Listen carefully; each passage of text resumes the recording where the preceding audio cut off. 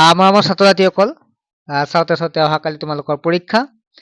চ' প্ৰথমতে পৰীক্ষাৰ বহুত শুভেচ্ছা যাচিলো। আশা কৰো সকলোৰে পৰীক্ষা ভাল হ'ব। তোমালোকৰ ইউনিটেক্স পৰীক্ষা থকাৰ কাৰণে অলপ প্ৰব্লেম হ'ল। চ' টেলেণ্ট চাৰ্চৰ কাৰণে পঢ়িব লাগে, ইউনিটেক্সৰ কাৰণে পঢ়িব লাগে। চ' মই যিমান পাৰো চেষ্টা কৰিছো তোমালোকক হেল্প কৰিবৰ কাৰণে। আৰু মোৰ তাৰ পৰা OMR যিটো আমাৰ টেলেণ্ট চাৰ্চ এক্সামৰ আগৰ কুৱেশ্যন পেপাৰৰ সমাধান PDF ক্লাছ 9ৰ ই-বুক বহুতে লৈছে।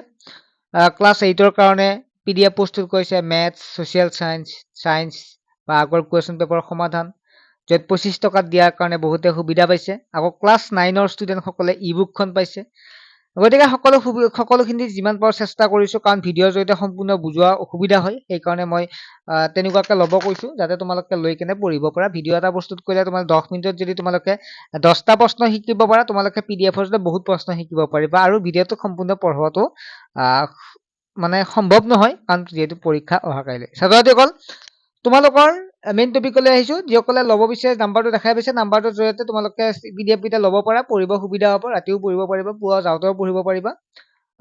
প্ৰথমতে আহিছো টেলেণ্ট চাৰ্চ এক্সাম। এই পৰীক্ষাটোত তোমালোকৰ 100 মাৰ্কছ থাকে, মানে 100 নম্বৰ থাকে। তোমালোকৰ এই পৰীক্ষাটোত 100টাত এটাত 1 নম্বৰকে থাকিব, অৰ্থাৎ তোমালোকে লিখিব নালাগে। 4টা অপশ্যন থাকিব। সেই 4টা অপশ্যনত যিটো শুদ্ধ হয় সেইটো তোমালোকে OMR-ত বহালে হৈ যাব। ঠিক আছে? তোমালোকে মানে এটাই কথা ইয়াত যদি আমি চাওঁ, লিখিব নালাগে।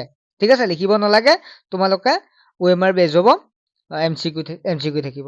নেক্সট হৈছে, নেক্সট প্ৰশ্নটো কৰিব লগা প্ৰশ্ন কি কি নিব লাগিব, বহুতে যিটো নাজানে। তোমালোকে যদি এডমিট কাৰ্ড পাইছা, এডমিট কাৰ্ড দিবা, বা বিদ্যালয়ৰ পৰা কিবা দিছে। নহলে তোমালোক মেক্সিমাম ৰোল নাম্বাৰ লিখি দিছে, না ৰোল নাম্বাৰটো কোন ক'ত পৰিব, তেনেকুৱা ৰোল নাম্বাৰ যিটো দিছে সেই ৰোল নম্বৰ মতে চিটত বহিলে হ'ল। আৰু সাধাৰণতে আমি যিটো কলম লৈ যাওঁ, যিটো বল পেন, ঠিক আছে, বল পেন বুলি কওঁতে আমি জেল পেন নহয়, আৰু বল পেন, আমি বল পেন নিব লাগিব। আৰু তোমালোকে অংক চংক কৰি চাবৰ কাৰণে, তোমালোকে কুৱেশ্যনৰ লাষ্টৰ ফালে তেনেকুৱা কৰি চাবৰ কাৰণে কাঠ পেঞ্চিল লৈ যাবা, লবৰ লৈ যাবা, মুচি কৰিব পাৰিবা, অংকখিনি যিটো কৰিবই লাগিব। সেইখিনি তোমালোকে নৰ্মেল পৰীক্ষাত যেনেকুৱাকে লৈ যোৱা সেই বস্তুখিনিতে লৈ যাবা আৰু। ঠিক আছে? নৰ্মেল পৰীক্ষাত লৈ যাবা, পেন দুটামান লৈ যাবা, যাতে তোমালোকৰ প্ৰব্লেম হ'লে মানে আকৌ নেক্সটটো হেৰি কৰিব পাৰা। এইখিনি নৰ্মেল বস্তুখিনি আৰু তোমালোকৰ বেলেগ একো কথা নাই। নেক্সট প্ৰশ্নতে কিমান পালে পাছ কৰিবা, পাছ কৰা নাম্বাৰটো এটা ভাল কুৱেশ্যন হয়। ইয়াত তোমালোকৰ 80% ওপৰত পালে এখন চাৰ্টিফিকেট দিব, তেনেকুৱাকে কোৱা আছে। 80% ওপৰত মেইনলি।